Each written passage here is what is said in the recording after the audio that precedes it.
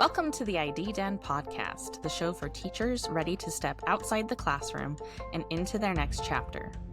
I'm your host, Charity Bosch, and I know firsthand how overwhelming it can feel to leave teaching behind. Whether you're exploring instructional design, navigating corporate culture, or just figuring out your first steps, this show is your roadmap. Each episode will tackle the real challenges, share practical strategies, and prove that your teaching skills are exactly what the world needs, just in a different setting. Let's turn that classroom expertise into your career advantage. In this episode, we are going to answer the question, are teachers good at instructional design? And in the short answer, yes, teachers are naturally good at instructional design. But most don't realize it. The skills overlap more than you think. And a lot of times you're doing things just second nature because it's been ingrained in you through your years of teaching that is actually instructional design. You've just never seen it labeled that way or don't even realize that you're really doing that. So what is instructional design really? Beyond all the fancy tools and corporate jargon, the core function of instructional design is to help people learn effectively. What do teachers do every single day? They help people learn effectively. So it's just boils down to more of a systematic approach to creating learning experiences for adults rather than children. You're already doing that as a teacher for children or young adults, and it's just taking all of that and now applying it to doing that with adults. And so teachers are already instructional designers. You're just a bit more than the instructional designer because while sometimes we do, a lot of times we don't deliver the trainings. We create it and then pass it off to trainers who then deliver the trainings. So some things that teachers do already that overlaps with skills that are instructional design skills. The first one is lesson planning. Lesson planning is basically the same thing as the instructional design process. So when you are planning out a lesson, that's the same thing as the instructional design process to create a course. You have to analyze your learner needs daily. Learner needs are a huge focus for instructional designers. We care about our learners just like you care about your students. You have to create engaging, meaningful, effective content for your students. Instructional designers have to create meaningful, engaging, effective content for our learners. You're assessing and iterating all the time. Instructional designers assess and iterate as well. Maybe not all the time as we're delivering lessons, because we typically aren't delivering lessons, but we do assess the courses often and make changes where they need them. And the instructional design process is very iterative. So you're already doing a lot of things. Most of what you're doing overlaps a lot with instructional design processes. You also have some natural teaching skills that transfer into instructional design so fluidly. You understand learning theories, even if it's more informal for you and you don't have the names to tie to them. There are a lot of learning theories that are part of instructional design models that you naturally understand from your experience as a teacher, even if you don't know what to call them. However, I can guarantee you that if I say Bloom's taxonomy, you know what I'm talking about, and that goes into instructional design for adult learners as well. You have had to break complex topics into chunks in smaller, easily understandable, digestible, however you want to say it, chunks for your students. Instructional designers do the same thing. We have to take complex topics and chunk it out so that it's easy for someone to understand. Our learners are just adults. A lot of times, this is my little segue for a second, a lot of times people think that adult learners are so different than children, and they're not. And that might be a controversial take, I don't know. But that is my experience having taught children and then having created courses for and delivered some of those courses to adults. They're really not all that different. I completely understand that it can feel scary to be like, oh, well, now I have to teach a bunch of adults. I've been working with kids, like parent-teacher conferences, and back to school night is stressful because it's a bunch of adults and I'm totally comfortable with kids. Yeah, I get that. And I still get a little anxious too sometimes when I have to deliver a course to a bunch of adults. However, at the end of the day, they're a lot more similar than you think. It's really not all that different. Going back to your natural teaching skills, you have been designing assessments that matter. You have to create your own tests a lot of times. Sure, you might have some tests as part of your curriculum, but at the end of the day, we all know that's never enough. And you as a teacher are having to create things that are outside of that because you need more. And we also as instructional designers have to design assessments that matter and give us the data that we need for whatever kind of project we're working on. You teachers are phenomenal problem solvers. How many times have you been delivering a lesson with your principal there and the computer decides to not work? And you have to problem solve in the moment and figure out how you can continue delivering your lesson even though the technology has crapped out. Yeah, those problem solving skills that you do all the time, all day, every day, they are huge in instructional design because instructional designers are always trying to solve problems. My number one thing when a client comes to me and says, I need training is, what is the problem you are having? And then we discuss it. And sometimes I say, a course is not going to fix that problem for you. You have a big culture issue. And these are the things that you need to consider instead. But those problem solving skills that I gained from teaching have been huge in my work as an instructional designer. So the corporate advantage for teachers is that you're already coming in knowing a lot of how to do the job. The other aspects that tie in, regardless of instructional design or not, is first and foremost project management, which can seem scary, especially when you're like, well, I'm not a project manager. I haven't done anything to learn how to do that. Guess what? Your classroom management is project management. You're having to get all your stakeholders to cooperate and learn. And that's kind of really similar to how it goes with project management at the corporate level, is trying to get everybody together to make a decision and to agree on something. And you have to make sure that you're doing your lessons in a timely manner. You're completing projects through your lessons, if you wanted to look at it that way. And you're having to manage students. That's the same as managing your stakeholders in a project in the corporate world. You're used to tight deadlines and constraints. You're under them all the time, with the school years, with breaks, with benchmarks that have to be given, with standardized state testing that you have to make sure you got all that content covered by. That's the same thing in the corporate world. Sometimes you have, and I will say I do fight against those tight deadlines a lot if they're not necessary, but every once in a while you're going to have something that's the deadline and that can't be moved, and you have to get the work done in time. You've been doing that your whole teaching career. You're also that expert at making content accessible. I have seen through hiring former teachers, both of the hires that I made when I was the learning content manager for that platelet collection company were former teachers. They are great at taking content and making it accessible. When I was the instructional design lead for that other organization, Utility Trade School, my direct reports had not been former teachers, and it showed. The difference between that group that I managed and the other group that I got to hire for, and I did coincidentally, apparently, it wasn't necessarily something I was looking to do, but something that ended up happening. Those teachers, the difference was night and day in their abilities to just naturally do things. And it was quick and it was easy for them because they had been doing it their entire teaching careers.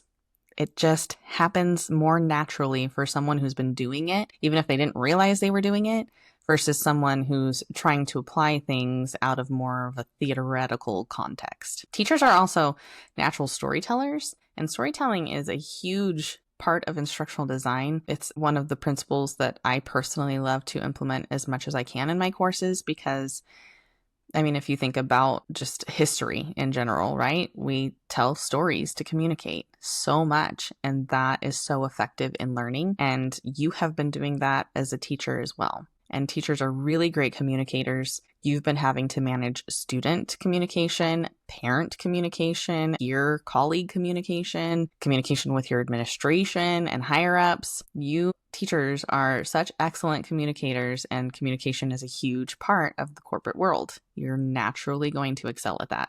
So going into some of those reasons why I feel like even though I didn't set out to hire teachers specifically, I ended up doing that is because teachers excel over some of those other candidates in ways that you're not even realizing, in ways that I apparently hadn't even realized until more recently. And a big part of that is you have that classroom experience of what works and what doesn't. Someone could come in that's not a teacher and say, I think this activity is going to be really great. You as a teacher might be able to look at it a little bit differently and be like, oh, I've tried something like that in the past and that did not work out. And you have that context that you're bringing in that other candidates aren't going to have. Teachers also have a really huge natural empathy for struggling learners. You've had students your entire career at varying stages in their learning. Some of them are having a really hard time. Some of them are way ahead of the curve and are bored, and you've got to figure out how to keep them out of trouble, essentially,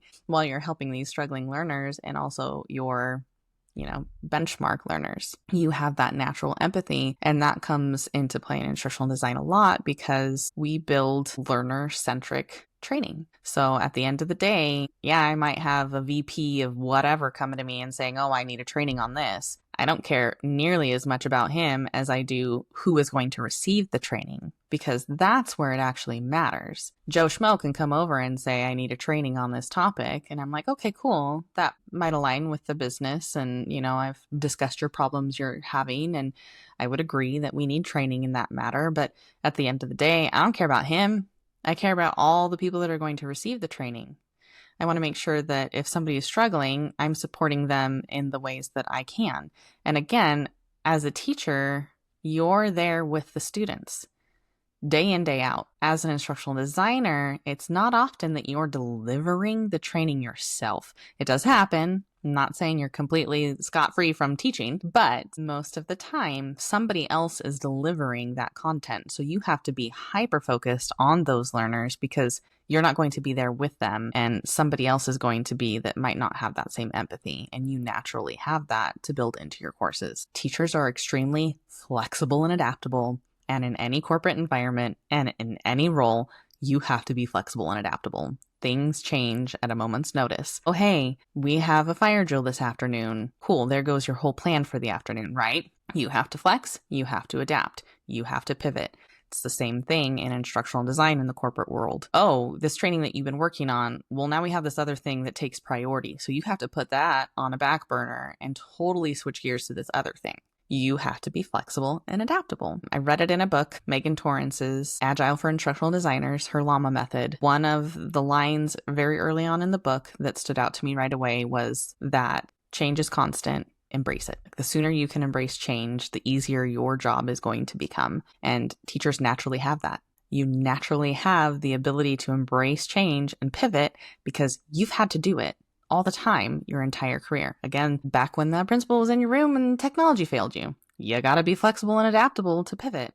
There's so many things that come up throughout the day that you have to figure out. You naturally have that very quick and easy ability that other candidates that haven't been in an environment like that, they can't flex and adapt nearly as easily. I've worked with them. And again, that difference between those that were teachers and those that were not was really big. You're also used to iterating quickly. You have to look at something and be like, wow, I'm talking to these students right now and I've got glass eyes and nothing's connecting. This iteration of this lesson is not working and you have to change it immediately. That's part of that flexible and adaptable as well, but also it's that iteration. Okay, these problems aren't working. Let me try a different set of problems. Okay, this presentation isn't working. We're going to ditch the presentation and I'm going to write on the whiteboard. You have to iterate your courses, your lessons in a moment. Instructional designers also have to iterate quickly because, especially like in a beta test or something, we can see, oh, this is not working. And the whole beta test is going to become skewed if I don't fix this right now.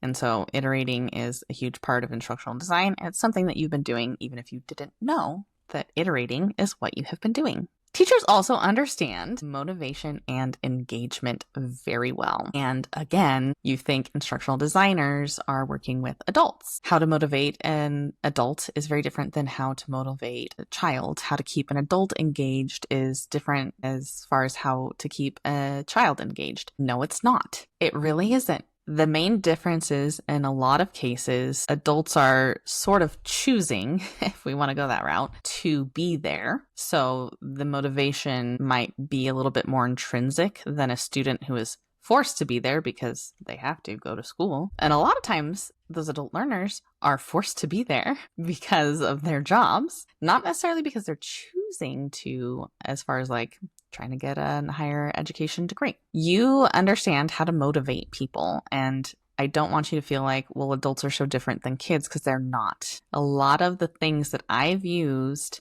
for children, I have used with adults, and it works just as well. The only thing is, if an adult knows you're treating them like a child, they will shut down. They will be offended, they will get upset, and they will shut down. But a lot of times, the way you're doing things, they don't even know that you're doing something that you also did with your kindergartners. Because at the end of the day, we're all human beings, and we all get motivated by very similar things in very similar ways. It's just applying it in a different context. I want to help you shift your mindset from, I don't know anything about instructional design, to actually, I've been doing this for years. I just didn't know what it was called, or I didn't know that this was part of instructional design. That's part of my goal here, is to help you see that, wow, this thing that I thought, and speaking from my experience here, this thing that I thought I had no clue about, I had no idea what to do, what am I going to do with my teaching degree, is actually also this other completely different thing that I can apply in a completely different context and work in a completely different environment and get paid completely differently, and still be doing a lot of times pretty much the same thing that I was, just no parent issues, no student behavior issues. Yeah, you're going to have some sort of politics in a corporate environment, but they are very different than the politics in a public school setting. That's the goal, is to help you shift your mindset from, I don't know anything and I can't do this, to, actually, I do know a lot, I just didn't maybe know what it was called, and I've been doing it for years. You really just need to learn the tools that are specific to instructional design, and we'll get into those over the course of this podcast, and probably some corporate language. There were some things that I knew about because my husband was in a corporate environment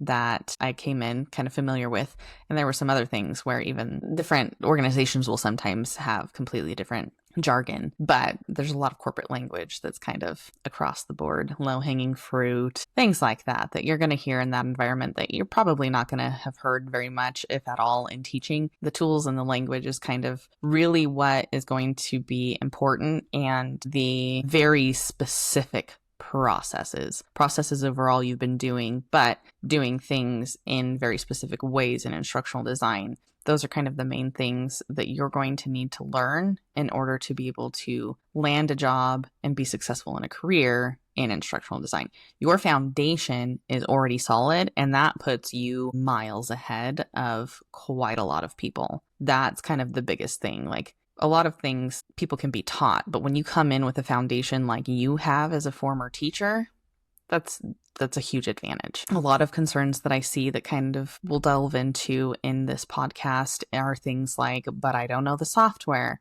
That's easy to learn. That's not a big deal. I've never worked in corporate. It's really not that scary. Yes, it's different. I'm not going to lie to you and say, oh, it's just like teaching. No, it's not. But the differences are so great that you're going to it's not a big deal. And that's something that I can help you overcome by explaining some of those experiences. Another thing that I'll hear is like, well, my experience doesn't count, or I've just been a teacher. And it makes me want to give you a huge hug whenever I hear someone say, well, I'm just a teacher. Oh my gosh, you are so much more than just a teacher. And teachers are so much more than you think they are.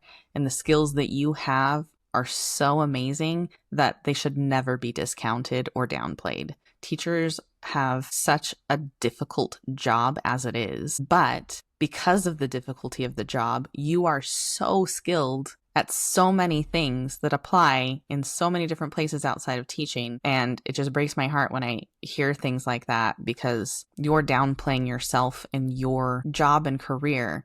And unfortunately, that's a side effect of the system and the environment that you have been in. Society downplays the importance of teachers, even though society would fall apart without them. The system doesn't treat teachers well, doesn't pay teachers well, doesn't give them great benefits. That's what you've been in. And I really want to help people shift their mindset from, I'm just a teacher, to, I've been a teacher for the last X years. I can do anything I want.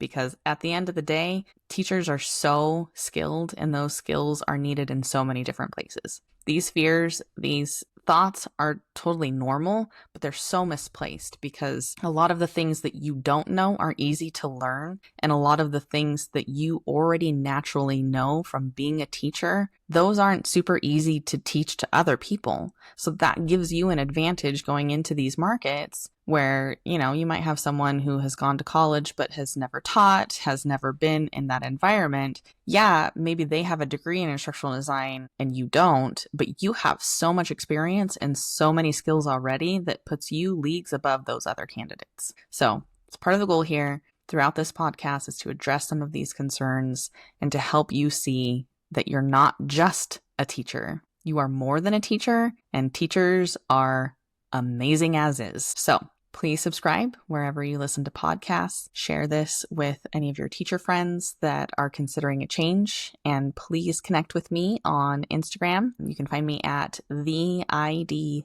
Den. Keep in mind, you're not starting from scratch. You're just learning how to translate your existing expertise into a new field. And you just need the words to be able to do that.